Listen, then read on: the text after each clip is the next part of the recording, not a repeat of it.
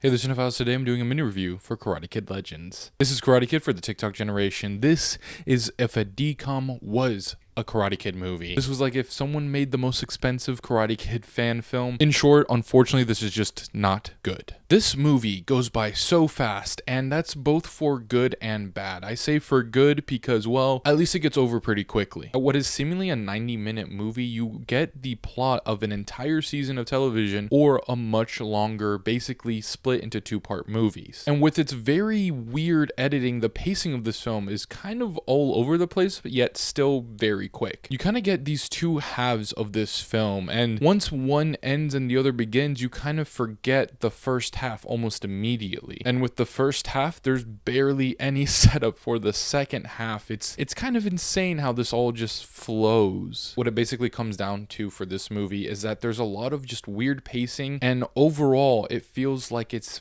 just very paper thin. It just, instead of feeling like a story, it just feels like beats are being hit every other scene, and just those scenes themselves go by way too quick. You don't really have time to breathe. That accompanied with some very paper thin protagonists and antagonists, and even more paper thin antagonists. I kind of forgot the majority of this movie as I was driving home. Shout out to the studio for giving this a really cool headband, but this is probably the best part of the entire thing. And even with just how the film was made on a technical level, the backgrounds were overexposed, and the actual people in frame, if the backgrounds were overexposed, well, they were underexposed. And if for some reason the lighting was at least better, well, the shot composition was just not quite there. Just overall, this doesn't feel like a very competently made movie. It just feels like an afterthought of a film, actually. And for as someone who enjoys the first Karate Kid and Cobra Kai and even the Jaden Smith one, this is just pretty forgettable. I give Karate Kid Legends a 1.5 out of 5 stars. I was rooting for this movie, but man, oh man, the music choices alone just make me really dislike it. But alright, those are my thoughts on Karate Kid Legends. Be sure to let me know what you think of it down in the comments below.